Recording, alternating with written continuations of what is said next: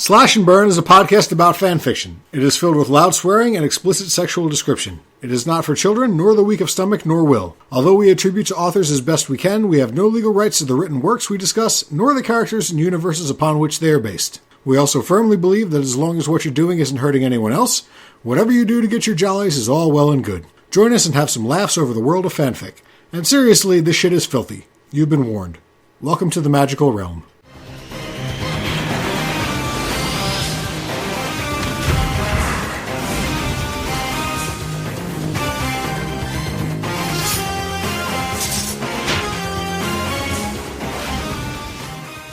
Hello, everybody, and welcome to another super episode of the Slash and Burn podcast. As always, I am Steve. And I'm Kera.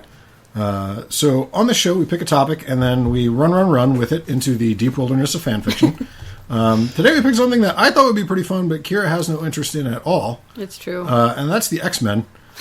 So why do you hate the XMen so much? I don't hate the XMen. I don't care about the XMen. I've seen you carrying, like, Mutant Go Home posters. Yeah, I thought I covered my face. Nope. I can see right through it with my mutant powers. No, like, here's where I'm at, alright? I saw part of one X-Men movie, and part of because I fell asleep. Like, that's how little it interested me. Which one movie was that? Do you remember? It was a while ago. I can tell you that I remember 3 things from it.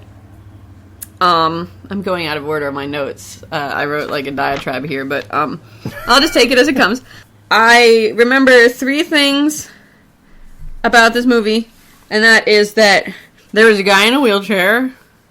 That's every movie. I think Gandalf was in it. That's also every X-Men And there movie. was some blue guy with weird hands that Kylie thought was really hot, which is why I was watching the movie in the first place. That's every X-Men movie except for the last X-Men movie. That doesn't help. It was several years ago. I still lived at my parents' house, so it was at least like 7 years ago. I thought you came with us to see Days of Future Chris Past. just said the same thing, and I totally did not. I really thought that you did. I'm pretty sure I remember him telling me about it. If so, I must have blacked out. Because that had a blue guy in it that wasn't Kelsey Grammer. In the blue guy in all of the other X-Men movies was Kelsey Grammer. No, I think that we're not. Oh, you know what? About In the same First blue Class, guy. he also was the younger version of him, who was then the guy in. Yeah, that's the one. Oh, see, when I heard blue guy, I instantly thought Beast. Okay, that makes more sense. Yeah, that one. That's the one. She had an action figure and everything. And Okay. I tried really hard to stay awake for her benefit, but I just did not care at all. So anyway, go ahead with your diatribe. Okay. I covered bullet point 1 here, which is that I've seen X-Men movie 1 part of it because I fell asleep. For me, the X-Men kind of fall under the whole boring superhero movie heading. And before you continue to tell me that it comes from a comic book first, I care even less about comic books than I do about boring superhero movies. I don't like comic book style art. Like, I know there's a lot of different kinds of comic book styles, but when you think of like comic book art, there is an image you get, and I can't stand it. Like, I know that the people who do it, like, it takes a lot of skill, and they're not just like, you know, it's not easy to do, but that doesn't mean I have to like it. Like, it's not an aesthetic that appeals to me at all. Also, it takes too long to tell a story. Like, if I read a book, I can get the same amount of information without all this background noise going on, which is pictures. And also, I hate breaks between stuff, so, like, having to wait to hear the next part of the story does not appeal to me at all. So, comic books, right out. Boring superhero movies, I don't care about those, except I like to watch them because they're entertaining for like 2 hours of like explosions and fight scenes, and that's fun. But when I'm done watching it, like, I leave the theater and I never think about those characters again because they don't interest me enough to want to learn more or read fanfiction about them or anything like that because I just don't care at all. Like, to me, it doesn't make sense. Okay, so you've got some sort of power or ability, and your first thought is, I'm going to put on a dumb outfit and, like, save humanity from itself or fight crime? That would not be my first thought. It just doesn't... Well, that's because you're a terrible person. Right, I can't relate at all. I can't relate at all. Like, the only one I can kind of almost get behind is Batman, because he seems a little more revengey than, like, all the rest of them that I've heard about, but that's about where my interest Most stops. modern readings of Batman, he's pretty much as much of a villain as he is right, so I guess it makes sense. Yeah. He's pretty much a psychopath. Yeah, and so, like I said, the movies are fun to watch for a time, but apparently the X-Men movie that I saw wasn't even interesting enough for that. Well, I think that means you either saw First Class or X-Men 3. I don't remember which one Nightcrawler was in anymore. First Class was very good, but X-Men 3 was kind of bullshit. So maybe you just saw the bullshitty one. I don't know. I have seen all of the X-Men movies. I don't read a lot of comic books, except for, like, horror comic books. Short ones are fine. But I do every once in a while get really interested about comic book characters, and will spend an entire evening on Wikipedia reading plot lines and different universes and all that kind of stuff. See, I just, do not care at all. I was also super into the X-Men cartoon when I was a kid. Very super into the X-Men cartoon when I was a kid. But, so, anyway, despite her mutant-hating ways... Kera made an effort. We were going to do the show like we normally do this week. I tried. I really did. But Kira's having a tough time finding anything. I, on the other hand, found a plethora of stuff that I just absolutely fell in love with. If you give me a second, my bullet point 3 explains why I couldn't find anything. Oh, sorry. I thought you were done. Go ahead. Well, no. I mean, this isn't really part of why I don't like X-Men. This is part of why this didn't work out. Like I said, I've only seen the part of one movie, and the extent of my knowledge is those 3 guys who were in it. So, like, I couldn't look at a story and see if it was, like, super weird or funny or out of character or anything like that, because I don't actually know what the characters are like. Like, at least when we did DBZ, like, I knew vaguely what the universe was about and, like, who some of the characters were, so I could tell that it was, ridiculous, but I couldn't... Like, anything that I opened up, I was just like, is this weird? I don't know. So, it was just disorienting, I kind guess. of follow you. I am going to... Anyway, I have a bunch of stuff. I'm going to read all of the samples this week, and we'll just discuss stuff as it comes up. I will say that, once again, I was disappointed in what I found, in that... So, like, the thing about the X-Men, right, is that they're mutants. Right. And X-Men mutants basically mean that they have some sort of power in some way. So, since a mutant can basically do any goddamn thing, you can just dream it up with your mind and a mutant can have that power. Right. There should be all sorts of fascinating shit that they could do. Right. I was curious if that was going to be the case. In the world of fanfiction, and everything is so fucking boring. They don't, like, even, I went into a couple things with OCs, OC mutants. The ones I looked at were mostly original characters as well, and I still... And they don't do anything like fun or interesting. Or weird sexual stuff. Or weird sex stuff. No, it's not. It's bizarre. And there's also, a lot of it has nothing to do with them being mutants at all. It's just the thing that I've gone on before, where it's just 2 dudes. Or a lady and a dude, or whatever. But they just, like, talk for a while and then they fuck. Like, it's not bringing anything of the universe into it. It's so distressing. But regardless, there was stuff that I found that I at least found interesting or funny.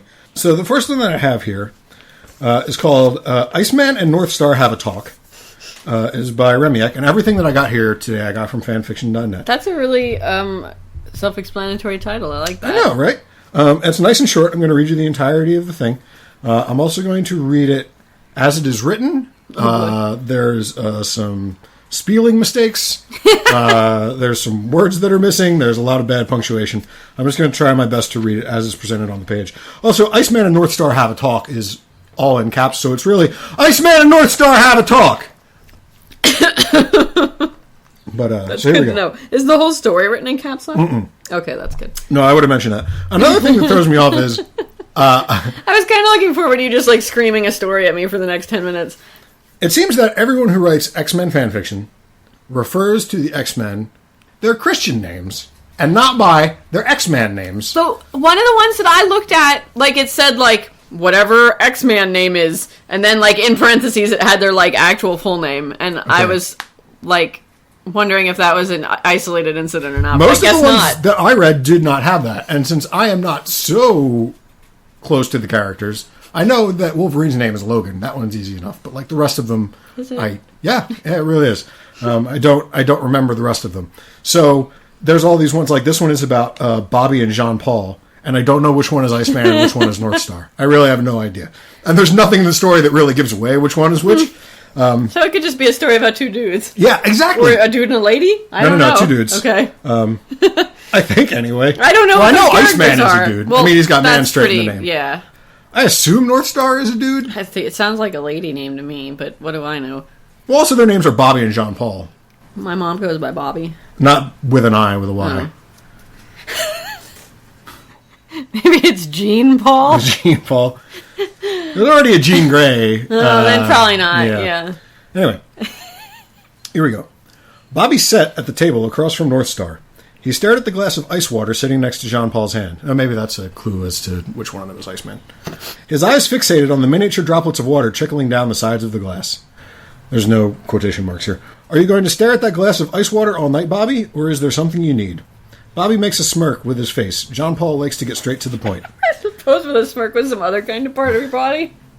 Oh, just you wait. No, I'm just kidding. There's nothing that cool. Bobby/Iceman left him a voicemail saying he wanted to meet and talk. Jean Paul has, of course, been busy with his new Alpha Flight team. Yeah, says Bobby as he scoots his chair up. So how have you been, Jean Paul? Asks Bobby. I've been good. My friend, me, and Kyle are doing well. The new place looks great. How about you? Bobby scratches his chin. I have been...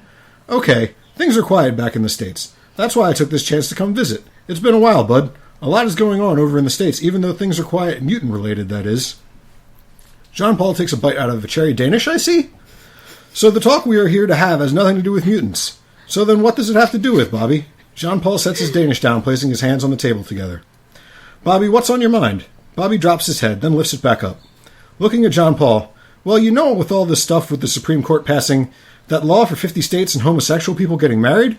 Jean Paul nods his yes. I know about that entire story, Bobby. It's the big news over here right now, too. It's the big news! Bobby drinks down his root beer. Yeah, well, it has gotten me thinking a lot. Iceman moves around in his chair and then leans back.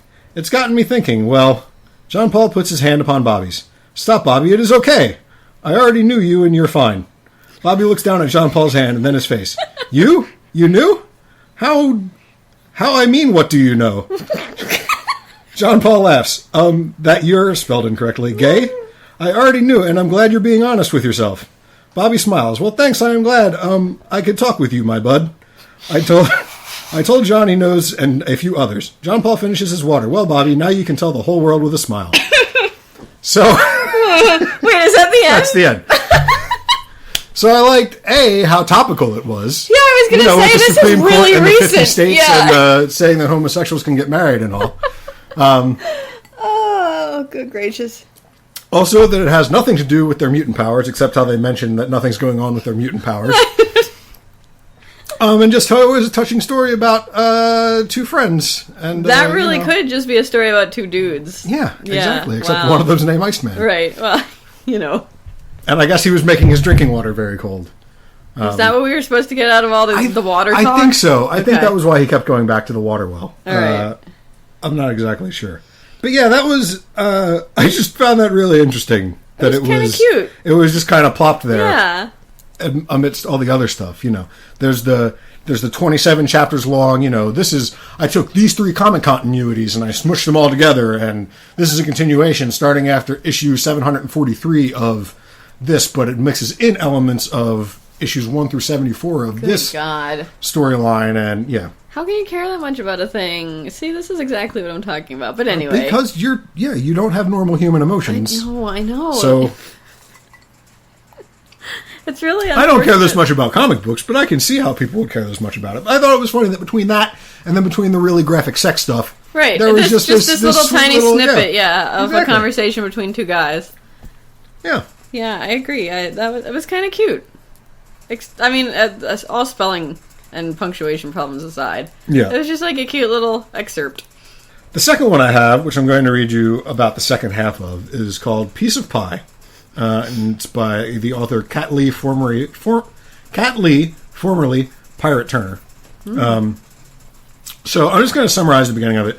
So everybody knows that Wolverine and Sabertooth, they used to be really good friends, and, well, I shouldn't say everybody, because sitting across from me is somebody. So there's, who Wolverine is, right? Yeah, that's the guy Dustin was for Halloween. Exactly, there you go. He's the most famous X-Man, arguably. He has an arch rival named Sabertooth, who was transformed in the same way as he was. He's got the same basic, only he gets a lot meaner and shit. So, like, they used to be really good friends and everything, and they would, like... Can I stop you here and ask you a question about mutants? Uh-huh.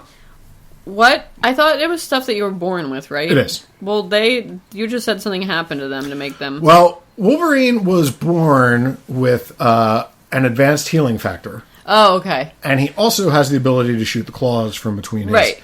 He was... the government did some stuff to him and coated his entire skeleton with adamantium so that he's harder to kill. And the only reason that he could survive doing it was because he had the advanced mutant healing factor to begin with. Otherwise, he would have died during it.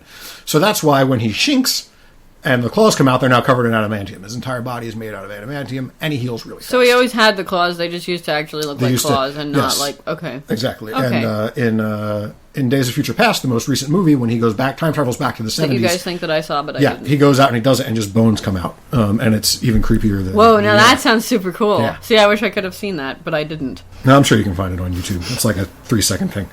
Anyway, so Wolverine's foil is Sabertooth, who has basically the exact same powers and stuff, but he's a lot bigger and a lot physically stronger. And he's also... Something happened and he snapped, and now he's an evil son of a bitch instead of a good son of a bitch. Why is he Sabertooth? Does his claws come out of his mouth? He's got pointy fingernail slashes. I don't think there's anything wrong with his teeth. Oh, in terms because of... I mean, when I think of a Sabertooth, like... I know, I think they have claws. Mutant names tend to just be cool. You know what I mean? I guess. Like, Wolverine doesn't have a tail or anything either. Do Wolverines even have tails? I guess I don't know. I don't know I much just about said that Wolverines. about it. Yeah. Why'd they pick that animal of all animals? That's a very good point.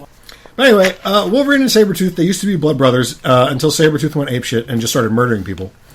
And now Wolverine, whose name is Logan, and Sabertooth's name is Victor, by the way. It's a good name.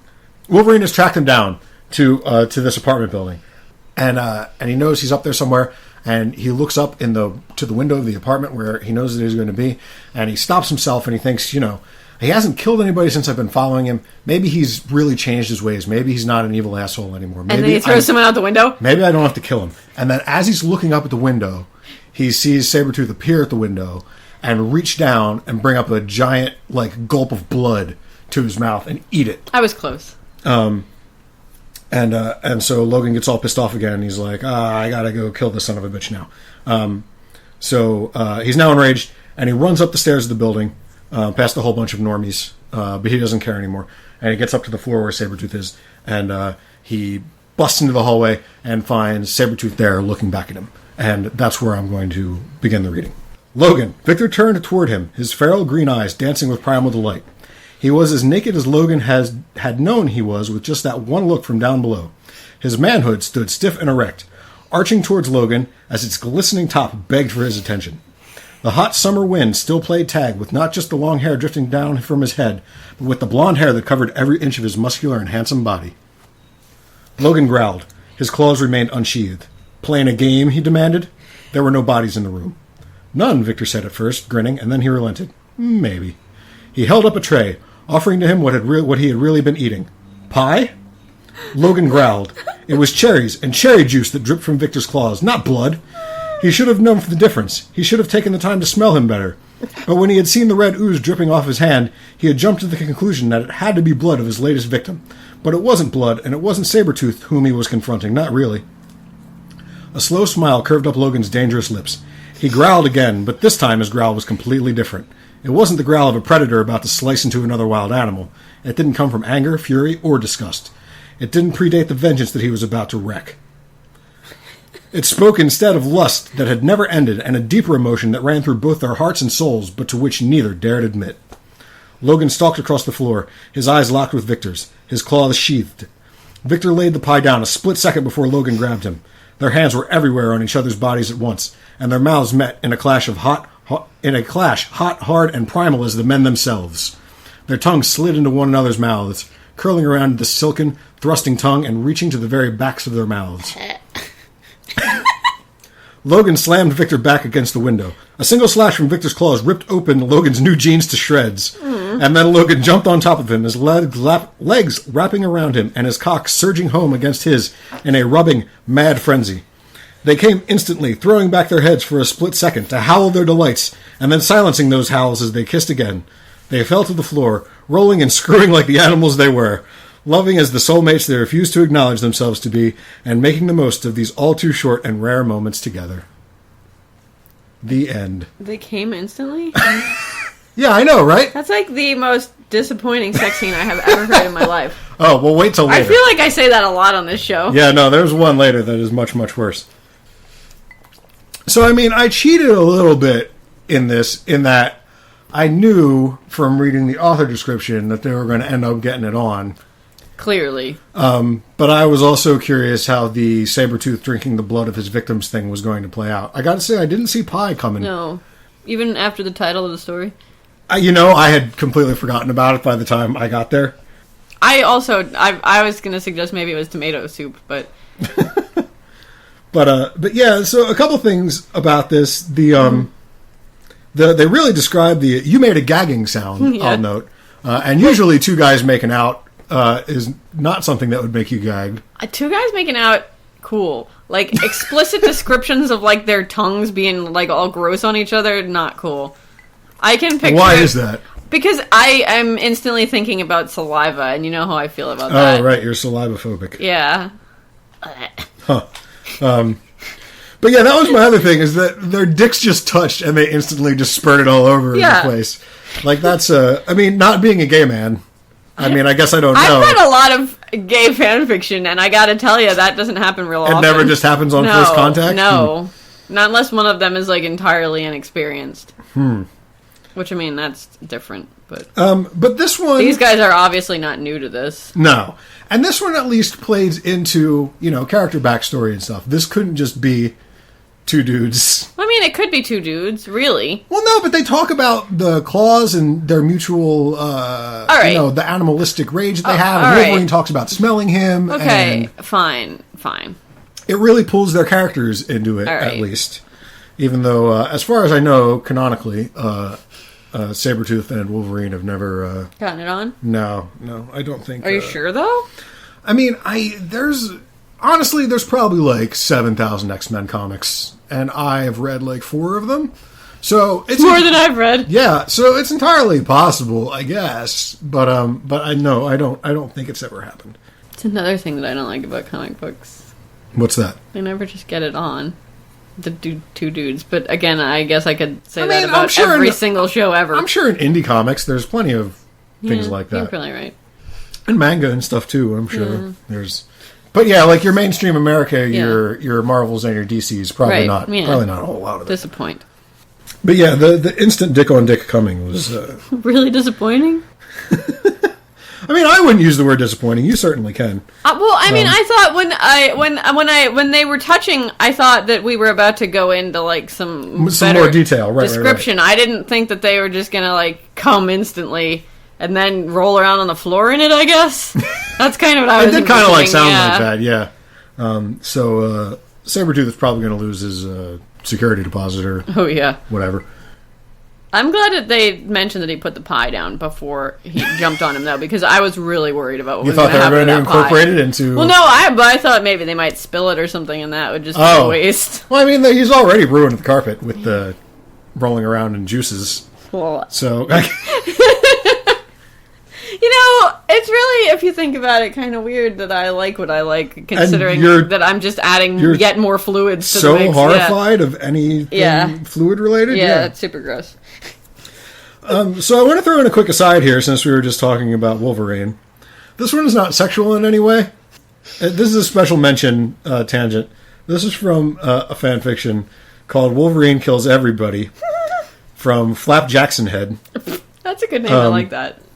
And so I'm just going to read you the first paragraph. I can't say paragraph because it's one continuous paragraph. But, so here you go. Spider-Man came up to Wolverine and said, "Hey, what's up, Wolverine?" Wolverine said, "Kiss my grits, bub," and chopped his head off. Captain America came up to Wolverine and said, "Hey, don't kill Spider-Man." Wolverine said, "Kiss my grits, bub," and chopped his head off. Iron Man came up to Wolverine and said, "Hey, don't kill Captain America." Wolverine said, "Kiss my grits, bub," and chopped his head off. The Hulk came up to Wolverine and said, "Hey, don't kill Iron Man." Wolverine said, "Kiss my grits, bub," and chopped his head off. Hawkeye came up to Wolverine and said, "Hey, don't kill the Hulk." Wolverine said, "Kiss my grits, bub," and chopped his head off. So that continues for literally 7,000 more words. How many people does he cut the head off of? I didn't count. Everybody, right? It says everybody, and I have no reason to doubt it. It kind of reminded me of, like, a kid's book, like, Yeah, like The Very Hungry Caterpillar. Yeah. Only it's Wolverine kills everybody. Yeah. So this continues for 7,000 more words. Good God. And then after his last "kiss my grits, bub," finally there's a page break. And it says, "And then he drank a beer and went to bed." So that's a long day. Yeah, really. It really, really is. Even for Wolverine. Did they, like, not put up any fight? I mean, he's Wolverine. He's pretty good at fighting. Yeah, but like, I saw that Avengers movie, and the Hulk was, like, leveling entire cities. I just feel like maybe... Yeah, but Wolverine totally caught him unawares and stuff. I'll give you that. And I mean, those adamantium claws can, like, cut through anything. No joke. I don't think the Hulk can survive having his head cut off. There are very few who can. So, during the last story that wasn't Wolverine kills everybody, you mentioned that being the most disappointing sex scene. Yes. Have I got something for you? Oh, boy. It's called A Night of Passion in Room 501 by Alexandria Sarcastically. This is like past fic. It's like X-Men First Class or the End of Days of Future Past level, where Professor X isn't yet in a wheelchair, and Magneto hasn't turned into a total asshole, and instead they're good friends.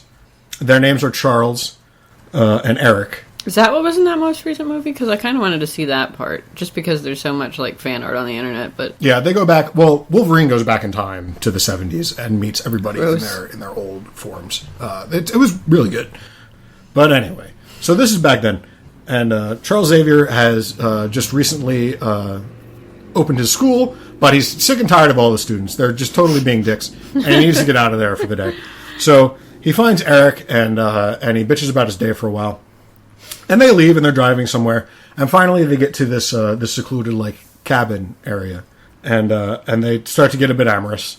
And that's where I'm going to start. So this is Professor X and Magneto, but before they were Professor X and Magneto. So before they were dude in wheelchair and Gandalf, right? Yes. Okay. "Make love to me now," Charles screamed.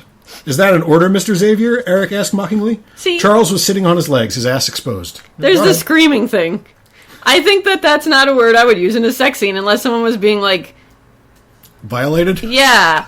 I don't know. Anyway, sorry to interrupt. It's just a pet peeve of mine in sex scenes. What word would you like to hear instead? Moaned, or, like... Even I'm more comfortable with yelled. But, like, screaming to me is like a scream, you know? It's not I don't know. I guess I wail. don't touch. Passionate wail. I don't know. I know what you meant, but that conjured a vision in my head of the large sea mammal, which was much funnier to me. Anyway. Sorry. "Make love to me now," Charles screamed. "Is that an order, Mr. Xavier?" Eric asked mockingly. Charles was sitting on his legs, his ass exposed. "Yes, that is an order, Mr. Lensher." Eric got behind Charles and began to make love to him. It was sweet, passionate love. Both men were moaning loudly. He moaned every time Eric thrust into him. They made love for an hour, and both came several times. It was almost time to go to theater. They were cuddling. Charles wrapped in Eric's arms. "Shit, we're going to miss the play Macbeth. We got to get ready." Charles broke out of the other man's arms and got up. He quickly put his clothes on, and Eric got up to put his clothes on, except he took his time.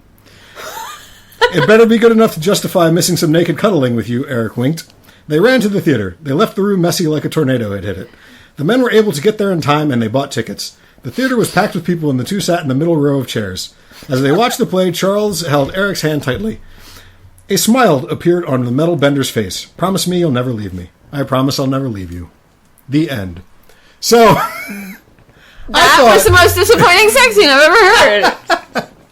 That was my thought, too. I was getting ready for some hardcore boning down. Yeah. And it was done away with in, like, 2 sentences. He put it in and they did sex with it for several times. For several times. It was real good.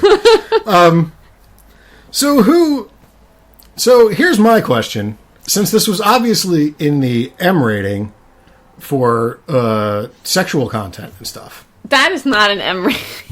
I would be real disappointed. See, but that's the thing. So if you just wanted to make a cute little meet 'em up about Professor X and Magneto, you could have just made that shit like Y7 or whatever the fuck the rating system is on. I forget what it is. I don't remember. And just completely cut out those, 2 sentences or whatever. And just, like insinuate maybe a little bit, say that they're like cuddled in the room or whatever. Right. And you wouldn't have to. So who is it that takes that extra step? Like, I'm totally going to have them fuck, but I'm not going to take the time to describe in any detail or to anyone's satisfaction the fucking. I don't know. Is this someone who just doesn't know what sex is? Maybe.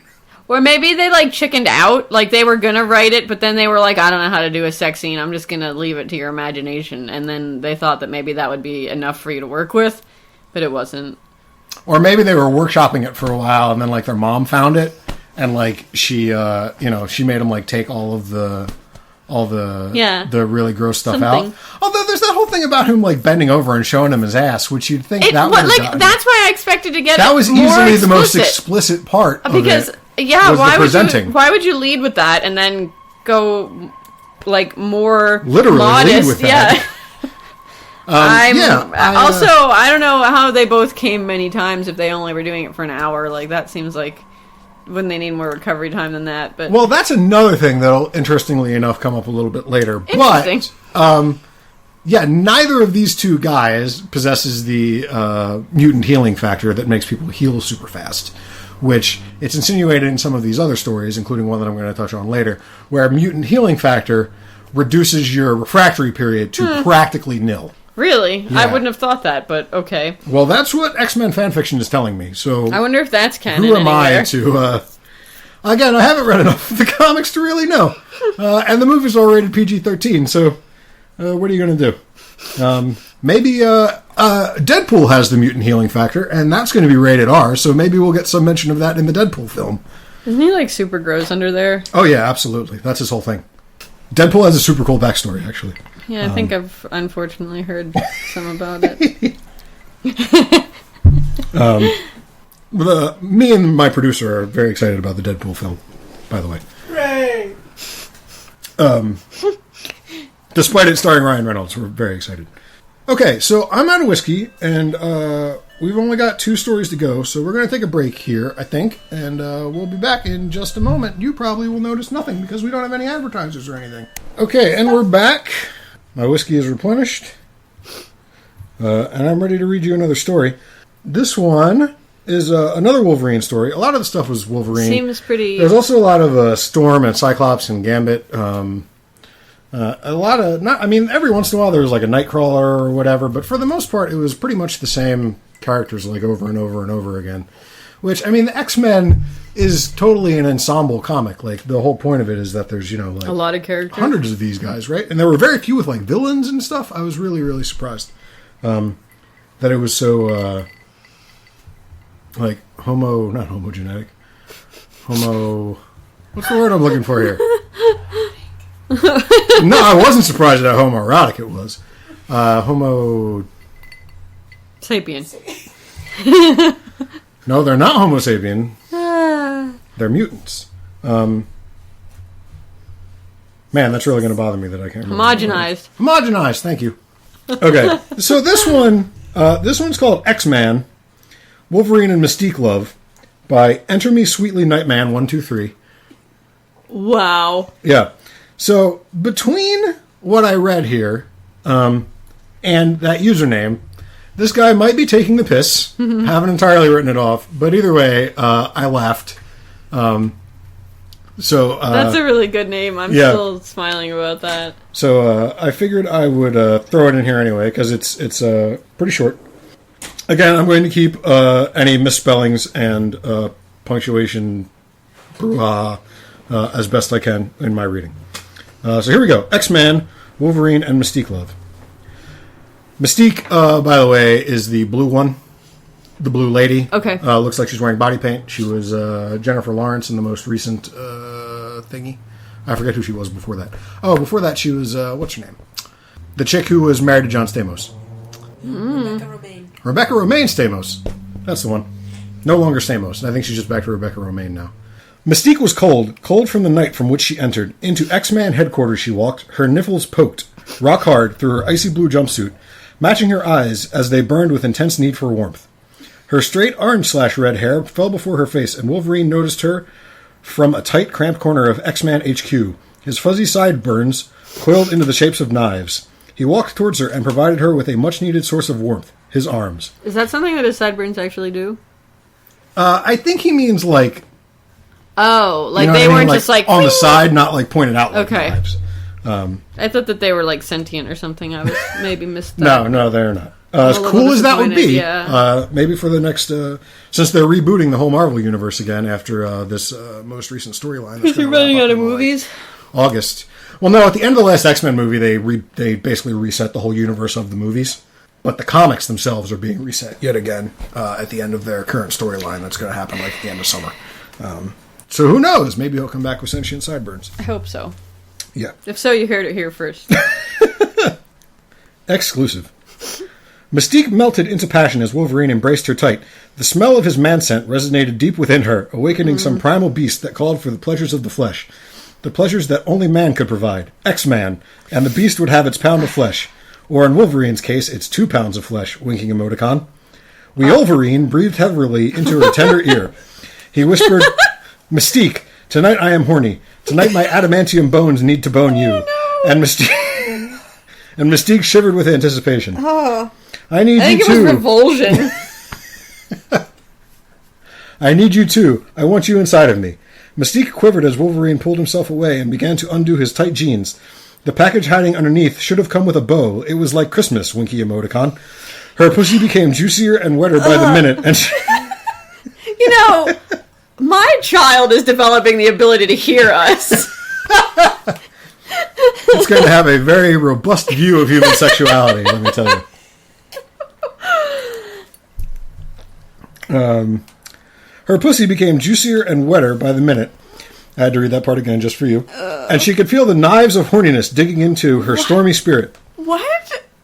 Wolverine's fly was undone now, and his long, throbbing dong undid itself from his pants. Okay, dong, another word that has no right in a sex scene. Flopping with a be-whoop as it hit the floor.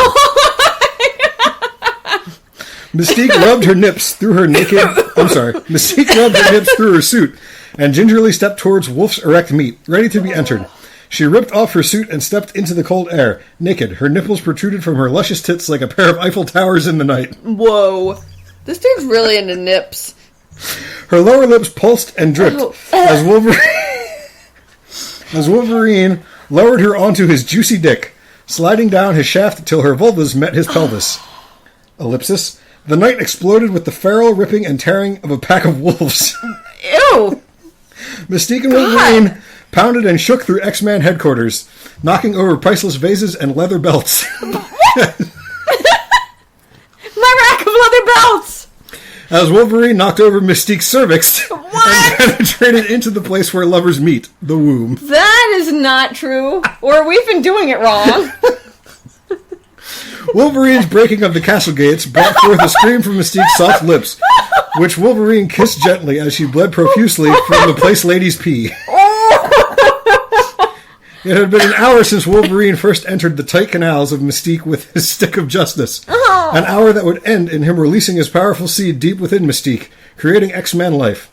Wolverine came. His cock exploded with a bounding pack of timber wolves that dove into the waiting carcass hungry. Mystique grabbed Wolverine's built abs and her vagina tensed and twitched.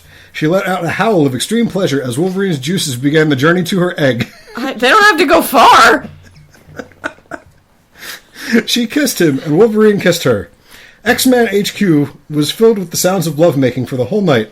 Upon rising of the morning sun, a baby of adamantium would be incubating inside Mystique, hungry to see the light of day. The end.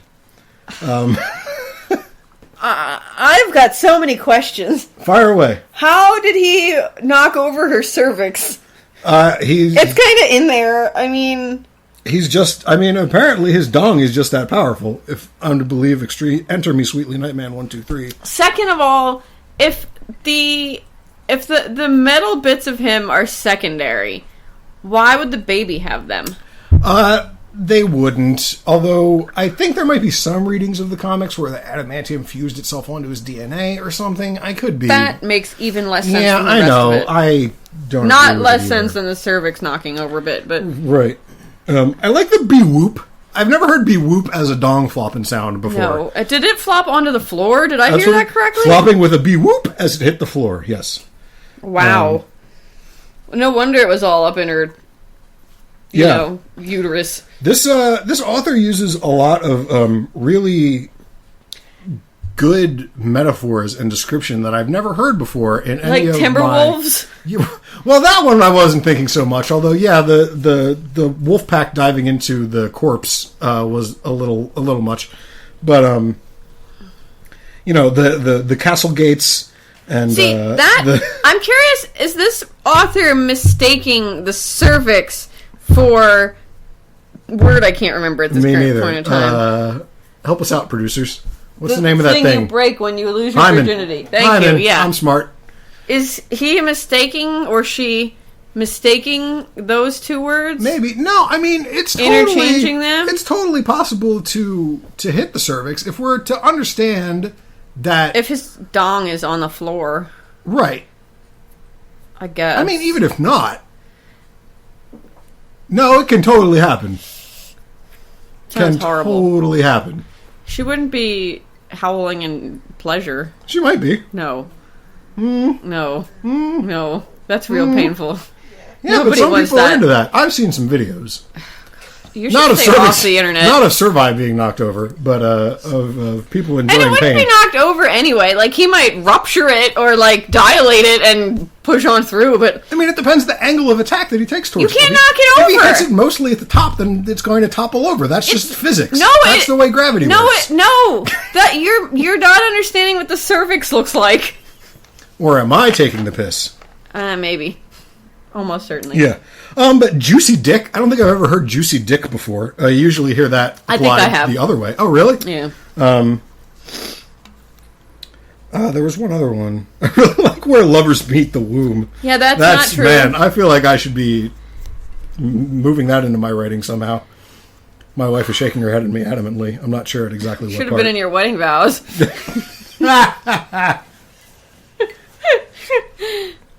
Yeah.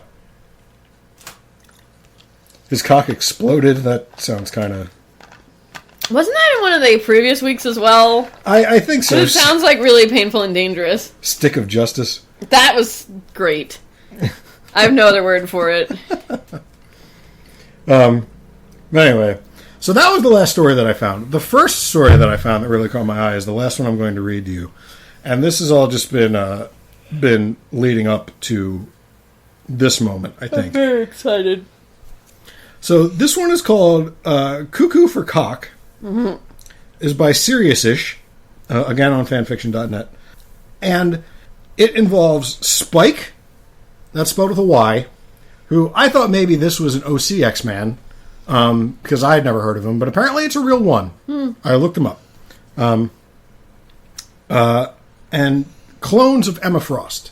Now, Emma Frost is a real X-Man, but what I didn't know is this. So Emma Frost, who's one of the sexiest lady X-Men, has cloned 5 of herself to kind of act like as her handmaidens and children, because she wanted to have like children, but she didn't want to mess up her body or whatever. I get that. At least that's the way it is in this story. When I was doing research into the actual thing, that's not the reason why she did it. But anyway, so they're called the Stepford Cuckoos, or maybe it's Cuckoos. I'm going to keep saying cuckoos, though. That's fine. So I thought that this was something the author had invented, but when I looked it up, no, this is an actual X-Men storyline that she cloned and had these clones of herself that she like raised kind of as her kids, and they're called the Stepford Cuckoos. Really? Yep. This should be canonical. But anyway, one of them in particular takes a liking to a new enrollee at the School for the Gifted named Spyke, and the other 4 all know this because the 5 of them are all psychically linked, because that's one of Emma Frost's powers, is that she's a psychic. She can read minds and stuff. And so they have this telepathic link between them. So one night they go to bed, and they all, like, invade her mind and see her, like, daydreaming about this bare-chested dude. And they start teasing her about it. And then they say, well, if you want this guy to be your boyfriend, then we really have to put him to the test and make sure that he's good enough for you and stuff, right?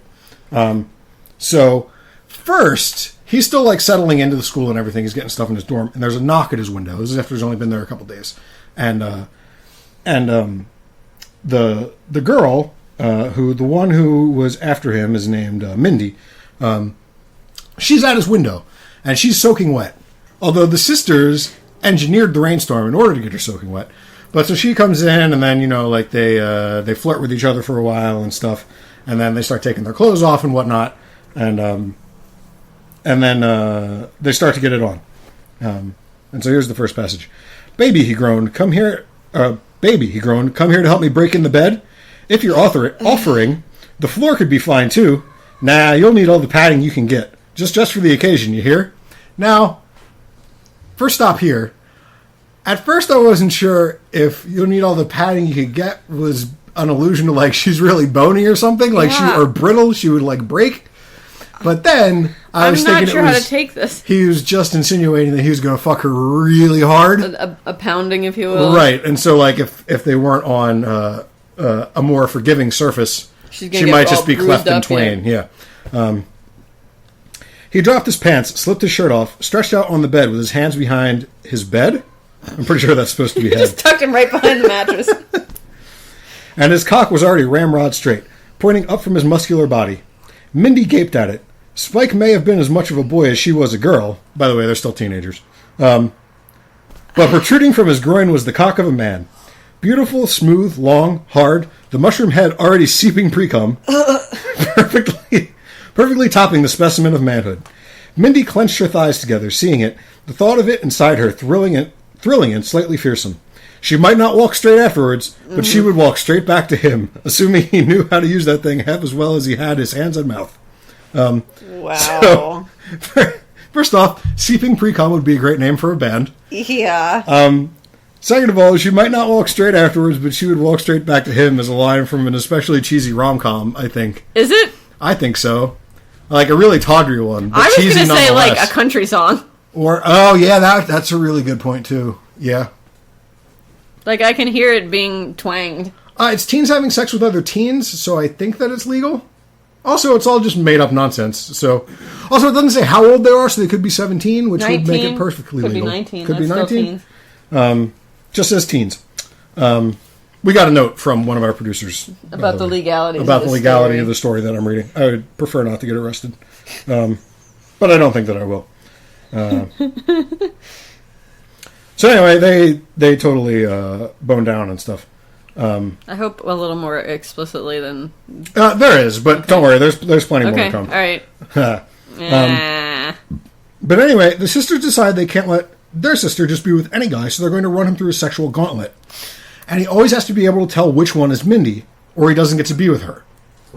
So they start pulling these elaborate sex pranks, where they'll just be waiting. Like the first one is, as soon as they have sex the first time, she's like, well, I'm going to go take a shower. Come join me in like a minute. And so he does, and then they fuck again in the shower. And then when they leave the shower, or when he leaves the shower, she's in his bed again already. And then she comes in from the shower and also joins him in his bed. And so they then tell him about like the sex gauntlet they're going to put him through, and he has to tell which one of the two in the bed was actually her, and he guesses correctly. So he's off the hook for now. But then these tests start getting more and more varied and extreme. Eventually, he sniffs out the first couple of fakes, and then eventually he's led to the forest by one of the cuckoos while two more are standing by waiting. And none of these are Mindy, by the way. But one of them throws him to the ground and totally goes nuts on his bone. But meanwhile, the other two start going to town on each other. Oh. But it's not really incest. Because they're the same person. It's masturbation. Right. And this is also where the thing of them all being psychic starts to come into play. So here we go. Phoebe wanted the same, Esme could tell. She hadn't gotten it from Spyke, and now she wanted it worse than ever. Behind her, Esme pulled up her skirt, her panties down. Her own skirt hit a strap-on. She pushed into Phoebe, controlling their hive mind, so Phoebe felt both her dildo and Celeste's fuck. Celeste being the one that Spyke is at the moment having sex with on the floor of the forest. while she herself sampled Spike's experience of Celeste's tight cunt. She found out that though he barely made a sound, Spike's shaft felt like it was about to blow apart with his need to unload in Celeste. There's a lot of exploding penis imagery in tonight's episode. He's obviously not doing a very good job telling them apart if he's right now currently having sex with the wrong person. Well, no, because having sex with them might be part of knowing which one it is. For God's sake. Yeah, exactly. Phoebe tried to concentrate on the sight of Celeste, not riding Spike, but dancing to the ecstatic urges of hot current flashing up from her loins. Esme was stroking her faster and faster, expressing the lust Spike had restrained, trying to come for both of them. Wow. Phoebe closed around her like a strong fist. The mental reverberations were felt by Celeste and Spike, who barely understood why they were now fucking each other so hard, his cock beginning to jerk and twitch with scalding jets of cum. Wait for me, darling, Celeste gasped, but Spike was too far gone to hear her. His nails dug into her shaking ass cheeks, pulling her into his riding with such force that all three psychically linked twins felt they would be split in two. Give it to us, they gasped in unison, even Esme, as she fucked into Phoebe like she could make herself gush. Ew. Every drop, drown us in cum. Oh. Celeste's orgasms brought her back against Spike's body, crushing her breasts against his broad chest. She hugged him with all her strength, rocking back and forth, whimpering as she felt her cunt fill. A second later, Esme moaned loudly. Esme moaned loudly. She pounded her strap-on into Phoebe with savage thrusts, sweeping her along with Celeste's orgasm. Tears of joy fell from Phoebe's eyes. Celeste let out a wavering wail. Spike patted her on the ass as Esme and Phoebe fell out from behind their tree. I don't suppose any of you are Mindy, huh? Emma Frost found out all about it on Wednesday. So that's the end of Chapter 2. We're only in Chapter 2 of 4. So in Chapter 3, Emma Frost, their clone mom, follows one of the girls out of the classroom, wondering where she's trying to get in such a hurry, and tracks her to a barn, and finds Spike and her in mid-tryst. But rather than break in and scold them, she just kind of waits patiently outside the barn, and then when she hears them finish, she knocks on the barn door, and then hears them all panic and shit. And she tries to go out one way, and Spike tries to go out the top of the barn door, but instead he misses, and he falls, and he lands right in front of her. Of course he does. And so she's got a very powerful personality, and when I was looking up her backstory, it's mentioned how, even though she's a very sexualized female character, she's generally thought of positively in the feminist community, because even though she's highly sexualized, she's also very assertive, and she owns it and shit like that. She's never used or as a pawn or whatever. Right. She's always the one in command. So she's got a very assertive personality, and she uses this opportunity to fuck Spike herself. So she orders him around a lot, and he's really helpless to do anything else. There's one particular line in here that I loved. At one point, she's, saying all these, drill sergeant-y things to him as he's lying there naked on the ground. And she, pulls up her skirt and, takes off her underwear and everything. And he's looking straight at her vag. And it says here, he thought he could hear it making sucking noises, like it was trying to pull in a prick, a finger no one would give it. Oh! But then he gives it a prick. Oh, does he ever? So this goes on for a while. They're just, fucking in all sorts of positions or whatever. Especially because of the mutant healing factor, which, as I brought up before, Spike has it, and it allows him to basically fuck. He has no refractory period. He can just come over and over and over and over and over again. He gets hard instantly again, and all this. That sounds really exhausting. It really does, but he seems up for it. But he and Miss Frost just go at it for a long time, and this whole time her clone daughter is just standing there waiting or whatever. But eventually, it goes on for so long that she finally has had enough, and she comes out to confront them. Miss Frost, Sophie whined, I can't believe it. He's mine. Well, you're just going to have to share him, Emma said, sounding remarkably calm for a woman who was just then feeling a powerful ejaculation overflow her anus. Wow. And not just with me, with all of your sisters. No more games. I pretty much saw him first. Mindy only got him because she's such a slut. You know she is. Tell her to share. Besides, it's my turn. You can go first when he... Oh, Emma shuddered in another orgasm. This really wasn't too dignified. She really only should take these student-teacher conferences during vaginal sex. Spyke, I'll expect you at my cottage tomorrow morning, and I want you to fuck all my girls. No playing favorites, and you've come at least 5 times inside me, so I don't want any excuses either. So that's the end of chapter 3. But guess what? He never makes it to the cottage, because at the beginning of chapter 4, he wakes up with one of the sisters totally playing with his bits in bed. And basically, he and the 5 sisters all have this enormous orgy. I'm not going to recount the whole thing, because it's hell of long. But one starts riding him, and then another one sits on his face, and then they switch, and then they're kissing each other while that's going on, and then the other 2, and then 2 more walk to the side of the beds, and he's like finger blasting them while this other stuff is going on, and then they start making out, and then they fall to the floor and start 69ing each other, and it just goes on and on and on. But the end of the story I want to read, because it went to a place that, now they'd been, the mutant healing factor thing, and the coming many, many times thing, has been brought up several times in the story. Right. I still didn't think it was going to quite go here. Oh boy. I'm terrified. Here we go. He left them orgasming on the bed as he rolled out from under them, finding Phoebe and Celeste on the floor, 69ing. Anything he had to say to them was in animalistic grunts as he exploded with hot cum. All over them, the 2 fucking wildly, excited by the heated seed subtly sticking to their bodies. They roll over in their stimulation, Celeste on top now. Spyke came again, all over her back. Her heart surged. Her blood burned. She ground her cunt into Phoebe's mouth, crazy to get off like Spyke was doing. He towed her over, Phoebe on top again. Then he came once more. Oh my god! Phoebe moaned as if she were being bullwhipped, her cunt sucking at Celeste's tongue. As if she... Go ahead. That's an interesting... They get onto it a little bit more in the next sentence. Spasms pulling through her... Pulling? P-U-L-I-N-G. Spasms pulling through her body, following the lashes of cum that landed across her flesh. Alright. I did cut you off too early. Celeste was stunned by the strength of her sister's orgasm, by the amount of semen that she felt when her hand roamed Phoebe's back. Oh. Spyke came again, this time in front of them, pelting his scalding cum into Phoebe's cunt, into Celeste's face. Daggers of hot pleasure were stabbed into Celeste, twisting in her. She bled pleasure, all through her cunt, out her body. It painted the walls. Ew! Her eyes rolled back in her head, whining into Phoebe's seething sex, Ew. her own pussy full of agonized pleasure. The scent of their mingled arousal and Spike's cum hung in the air. Well, I imagine it'll be there for weeks. Marking the fucking, grunting, writhing women. They squirmed against each other, growling like fighting dogs, teething each other's pussies, Ew. cunts eating their tongues just as viciously. Their orgasms subsided, their humping slowed. Spyke put his foot between their bodies and nudged them apart. Lick each other clean, he said.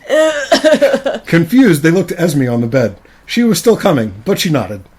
They could hardly move, barely make a sound other than moaning, but they laughed at each other's naked bodies, eating the fat gobs of cum off each other, even as it dripped off their numb lips. Phoebe felt like an animal. Celeste felt like a goddess. Heavy cum slid audibly down her throat. Oh, no! She thought of eating raw oysters. Oh! Phoebe thought of Spyke You did fucking this her. on purpose. Marry him, Esme told Mindy before she, too, lost consciousness. Now she knew why Miss Frost had told them to share. Spyke was too much for any one of them. The end. I am so disgusted. Now, we're very open-minded here. Well, I know, but it does not appeal to... Raw oysters? Raw oysters. Ugh.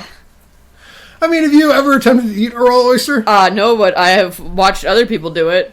I mean, I imagine it's very similar, if it was really that huge and globby and thick. Oh. Can you name this episode just like bracket vomiting noise bracket? Or oh, like he was like a sprinkler. Mm-hmm. Just like jetting in every direction. Yeah, exactly. That's the mutant healing factor for you. It painted the walls. Yeah. So yeah, that's not what I was expecting when I started reading this. I'm not going to say that I was disappointed in it. It fulfilled my expectations of being as ridiculous, and yet it's ridiculous, but not in the way the last story was, where you could tell the person was just like writing funny stuff because they thought it would be funny. I can tell this guy's really into... Like, I think this person legitimately thinks that the stuff that he wrote was hot. Yeah. I mean, I've had a lot of people do. Yeah, I bet. I've seen some things on the internet. But yeah, the lick each other clean thing, I wasn't really... You know, I've seen that come up surprisingly often. I'm not surprised. And I'm always just so put off. Like, I'm just finished a scene that I really enjoyed, and it's like, now lick it up. And I'm like, oh, but don't, though. Like, you could not. We have napkins. Even if it's like two dudes? No, it's still gross. Still does nothing for you? Still does nothing for me. Okay. I mean... Nope. So no fluids... No. At all, like in any circumstance. No, I mean, a little bit of description of them is fine, but, like, that's where it should end. But I mean, like, do all fluids really gross you out that much? Yeah. I've heard you many times voice your distaste of saliva, and I've shown you some videos which I've downloaded from the internet, which made you audibly gag. Mm-hmm. So, but like, yes, that's definitely happened. I mean, I don't want to get too personal here, but no, it's fine. I wonder how you actually have sex. Is all. You know, like with a real human being. If we're getting real personal here, you might think about how glad I am that we can use condoms again. Now that this child has been achieved. We announced that on the last episode, didn't we? Yeah, we totally did. You announced that on the last episode, didn't you? Yes. Okay. Yes, on the MPreg episode, yeah. Yes. Oh, yeah, that's right, because it was yeah, subjectively relevant. But yeah, no, fluids super gross me out. In real life and in literature. If you want to call it that. Sure, why not? Pictures, artwork, it's just... Any kind of viscous, like... Any viscosity. Yeah. So have you, Dude, yeah, I don't even like... The stringiness? I don't even like cracking eggs.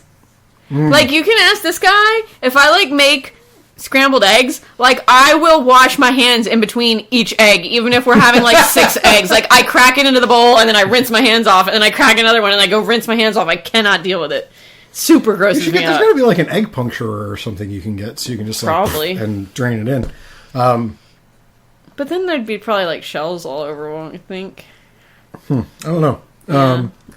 There was totally something I was going to say. Have you ever looked at... Now I remember. Wet and Messy? Have you ever looked at that? Doesn't sound like a good thing, but go ahead. Well, that's when people cover themselves and stuff, but it's generally not body fluids. It's things like oil or like whipped cream or like ice cream or like jelly or chocolate sauce or... It doesn't gross me out, but I don't like having stuff on me, like on my hands at all either. Right, but I mean just in terms of like looking at it. No, it doesn't gross me out. Okay. So it's just... It's the viscosity. Like, if those people were rolling around... Well, those things are all very viscous. No, but not in the same way. Like, if they were rolling around in egg whites, that'd be right out. But, like, jelly is fine. Like, olive oil is fine. Okay. It's the stringiness. So it's really the like stringiness. We were eating dinner and watching Netflix the other night, and there was Komodo dragons on, and they had all the saliva dripping, and I was like, I can't finish my dinner, it's disgusting. It just grosses me out. I did eventually finish my dinner after they weren't on anymore, but... I didn't know that Komodo dragons had a viscosity problem. Oh, yeah, they got, like, dripping saliva all over the place. It's super gross. And they're, like, moving their heads around, and it's just, like, flinging in all directions, and I'm like, oh my god, why are we watching this? They'd be cool if not for all that spit. I think they're pretty cool. Anyway, that was a tangent. The scent of mingled arousal and Spike's cum hung in the air. Hung in the air. I imagine it's like... That's a powerful man, let me tell you. That smell is probably, like, just suffocating. I mean, they seem to be enjoying it, is all I'm going to say. I think it smells like a combination of, like, bleach and mushrooms. Personally. I'm not even drunk, you guys. So fine in small doses, but if it's permeating the entire air... Yeah, like, you're probably a little much. Yeah. So on that note, is there anything else you wanted to discuss about any of the night's selections? I think we covered it pretty well. Much like his cum covered the walls and the floor and the people. I was really kind of surprised that Emma herself wasn't there in the final scene.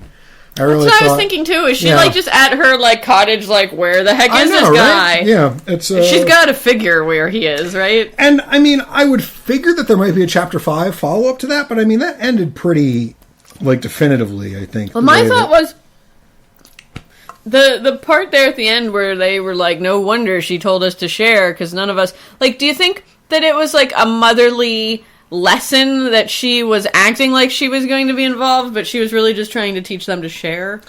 Well, I mean, again, when she was talking at the end, after getting totally railed out by this guy, she said that she just had to share with her sisters. I don't think she said "and me too." So, I guess that was just a one-time dalliance. Well, she could probably get in a lot of trouble for fucking students also. Probably. I don't know the policies there, but... I mean, I guess I don't either, but I imagine you probably could.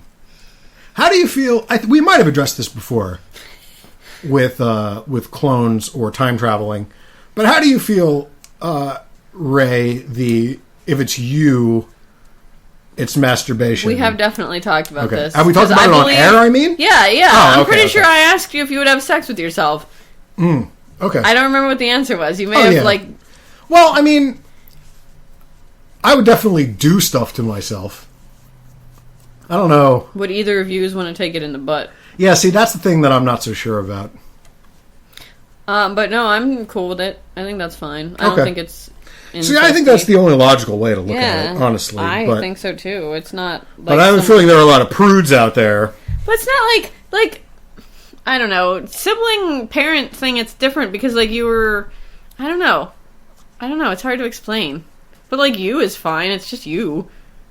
But even I gotta admit, though, if it was Emma and the girls, that would have weirded me out a little bit. Even though they're just clones of her. They're just younger clones of her. Yeah, but they're still younger. But for some reason I guess it's my puritanical upbringing I think that I've got a little bit of an instinctual problem with an older clone fucking the 5 I think that comes back to what I'm trying to say about with siblings, it's you were, or parents, it was you were raised with or by this person. Whereas if it's just a clone of you or a time travel of you, it's just you and you at a different point. So that was Kera saying she's totally fine with father-daughter incest if the father has been out of the child's life. That is absolutely not what I'm saying. You heard it here first. It's all about being raised by that person. No, I'm saying that's what skeeves me out the most about it. There's tons of skeevy things about it, but that's the thing the most. So since she raised them, it's got a slightly higher skeeve factor. I can see what you're saying. I just think it's interesting, again, that there's so many different outlets that... Well, not outlets, but, directions and canonical things that fanfiction writers could use to make things interesting, and yet, once again, they haven't. Right. This story was better than almost all of them that I looked at. In that it actually had the psychic link. Some of their powers to enhance the sexual experience. Right. And the other thing is, Spike's power is that he can, make bony protrusions out of himself, right? That's why he's called Spike. That never fucking comes up once. That's what I was just going to say. Why didn't he just make 4 other penises and they could all do it at the same time? Well, I mean, I don't, they have to be, they're deer antlers or whatever. So, they wouldn't be a penis that he would, feel like a penis. Right, but he could have made more things. They could do, yeah. Exactly. Why did that not... I agree. It was just left completely on the table. I think and most of the other things that I read didn't even go that far. And some of the most famous X-Men, like Cyclops, his power is that he shoots beams out of his face that blow stuff up and kill people. That's not that sexy. Would be hard to work in. Or Storm controls the weather. So that also would be kind of hard to work in. Maybe you could create a romantic thunderstorm or something. Right. But I mean in terms of direct sexual congress, it's nobody wants to have sex with a thundercloud. I don't think. Someone probably does. I'm sorry out there, I didn't mean to discriminate against you. But yeah, again, I was just mostly disappointed by the community's just lack of creativity, and not even creativity, is the lack of using the tools given to them. Again, this is a universe where you could make up, usually I think that OC stuff is bullshit, but here's something where OC could actually mean something. Right. Because you could make a mutant that does something cool. Right. And then use that in a sex way. Yeah. Or ideally both. Yeah, all right, you're right. And then, but like, it seemed like, and it's possible that I just missed some. I mean, I think there were like 4,000 stories just in the M category on DeviantArt, on fanfiction.net. I could obviously only look at a fraction of those in the time that I had allotted to me. But none of them that I found had them do anything cool with it. I mean, like I said, this is not the first, community or fandom that I've come across that, that they haven't used it to the full potential, and I think that it's just really surprisingly disappointing. Yeah, it really is. It almost makes me want to write fanfiction just to see, but I don't have that kind of motivation or time. Yeah, I mean, some of these people write just these unbelievable. No, I know. Like I've read fanfictions like 150,000 words. Yeah, like that's a book. Yeah, exactly. That's a big book. There was one from the last episode, I think, that was like 180,000 words. Why don't you just... I don't know. You could be making money. If you really feel like this is your calling, then that's great. Then change the names and make it, purchasable. Pull a 50 Shades? Yeah, exactly. Pull a 50 Shades. Mm. Well, anyway. So, has this episode changed your feeling about mutants at all? No. No. That's disappointing. We'll have to keep working on it. Anyway, this episode might have been a little bit different than normal. I kind of enjoyed it. But I couldn't stop finding stuff that I found hilarious. And I didn't really know what I was looking for. Yeah. So, next week, we don't know what our next topic is going to be. And I shouldn't say next week, because it's probably not going to be next week. Or if it is, it's not going to be released next really week. Trying to make a more consistent schedule. We're really trying to hit bi-weekly as hard as we can. If we can finally get that shit down, we'll see if we maybe do 3 times. We'll, see about pushing it up or whatever. So I would really like to get more content out there, and this is really fun to do. It is really even fun if no one. We know that there are small handfuls of people listening to this. Even if no one listens to this is fun to get together every other week and do. And talk about sex stuff. Right. So we'll probably keep doing it regardless. But in terms of frequency, we're trying to be. If people listen to it. Yeah, we're trying to be more punctual, and we hope that helps us find an audience. But one of our producers keeps meticulous track of our downloads. Thank you, everybody who is downloading. We really appreciate it. If you like the show, or if you didn't, or whatever, either way, hit us up on Twitter at @slashandburnpod. We're also slashandburnpod@gmail.com. If you would be so kind and you liked the show, leave us an iTunes. I cannot fucking speak tonight. I don't know if the part where I tried to read the same sentence 14 fucking times has been left into the edit or not. It probably won't be. But I tried to start the one story literally 14 times and screwed it up over and over and over again. That itself could probably be a bonus episode. But anyway, if you like the show and you leave us an iTunes review, that would be awesome, because we need a minimum number of reviews before we show up with a star rating in iTunes and we can start getting on charts and stuff. And we'll totally mention you and stuff. If you don't like the show, please that's stay away. Totally your prerogative, but we'd appreciate it if you didn't leave a review. Although if you're still here by now and you don't like the show, what the fuck are you doing? That's like, this show is just too cool for me. I couldn't get into it because I'm super dumb. Mm-hmm. One star. This is way, way, way above my level. I am far too basic for this. Whatever.